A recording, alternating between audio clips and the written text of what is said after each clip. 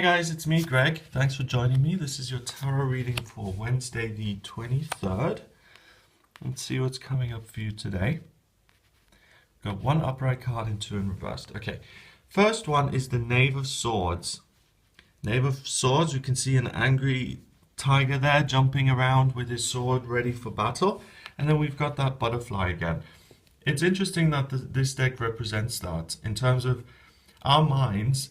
Our mental atmosphere can be anything in the world. You can be thinking of unicorns and rainbows and fairies and mushrooms and cups of tea, and it can be a wonderful, girly fantasy, okay? You can also think resentment, anger, let's go to war, let's take these people down, let's destroy, let's be ego, which is a different mental atmosphere.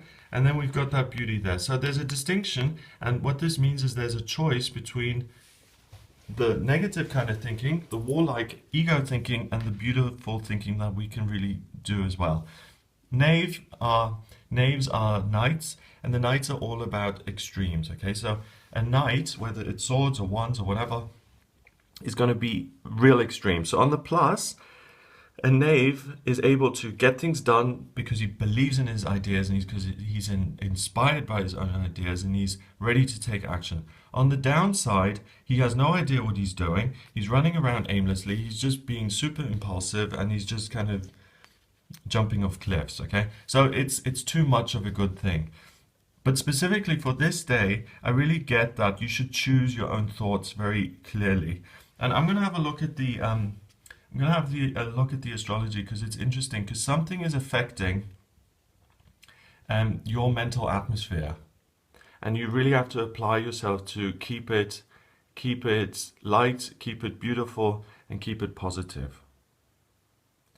Don't get me wrong, anger can be very useful in getting things done. If I'm angry at Shell Oil because they're fracking the earth and they're destroying the planet, then that anger is going to motivate me to go protest, and that'll affect change. Okay, so there's a place and a time for it, but what I'm seeing here is that there's just kind of ego running around uncontrolled for no particular reason.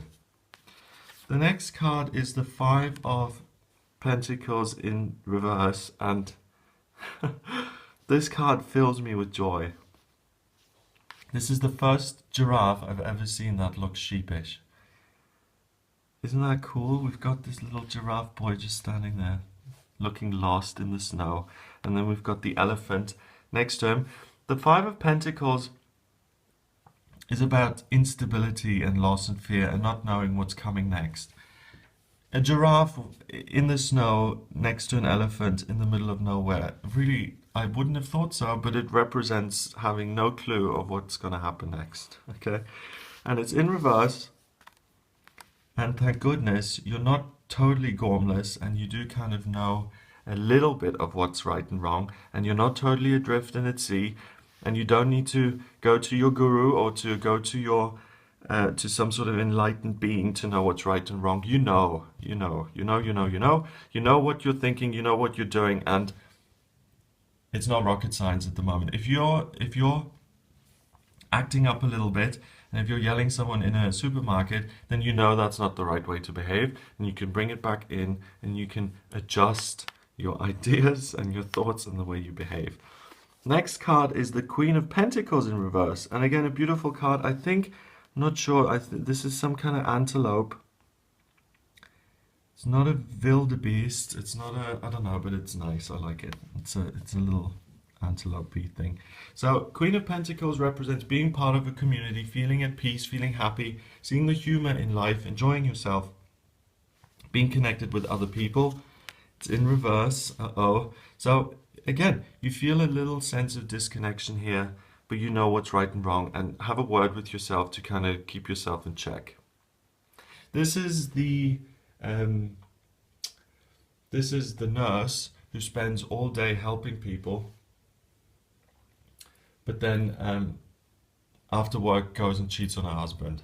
You know, it's the I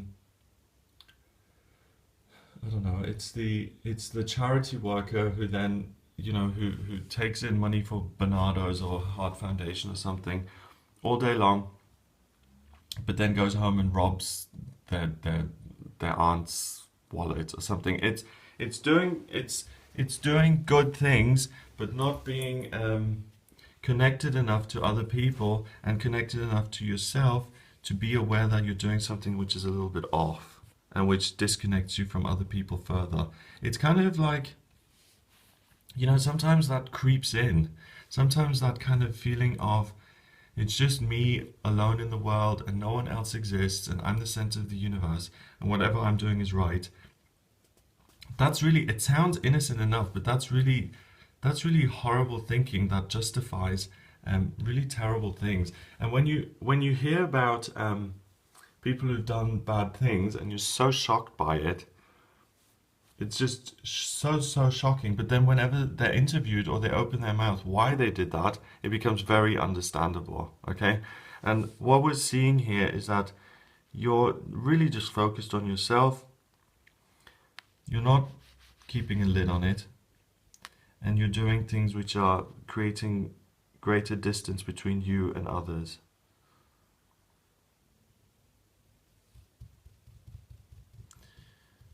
I'm hesitating because I'm just checking in with the message here. So, for instance, if you know lying is wrong, but you just do it today for the hell of it anyway, it may seem innocent and it may not mean much, but I think it does mean a lot. So really try and be as righteous as you possibly can today, because it makes a difference. It's not that life tests you, but you know, little things can lead to bigger things, and once you cross certain lines, it's harder to get back. So be good today, okay? This is very it's interesting to me because it's a very this whole week really has been kind of very almost moral, and it's been moral as a result of habits coming up that kind of go against that, and you're trying to cut corners. 1, 6, 7. 7 is about mind and creativity, so really you do have the power to choose your own thoughts and ideas, so please do that.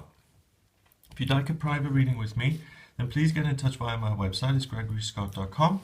Remember to subscribe to the channel, and if you want to find me on Facebook or Twitter, I'm there as well. I post the videos and I post other things on those as well. And even on Instagram, I'm everywhere. It's Gregory Scott 444. Have a great day, and I'll speak to you tomorrow. I'm using the Radiant Rider-Waite deck for this reading. Let's see what's coming up. Okay.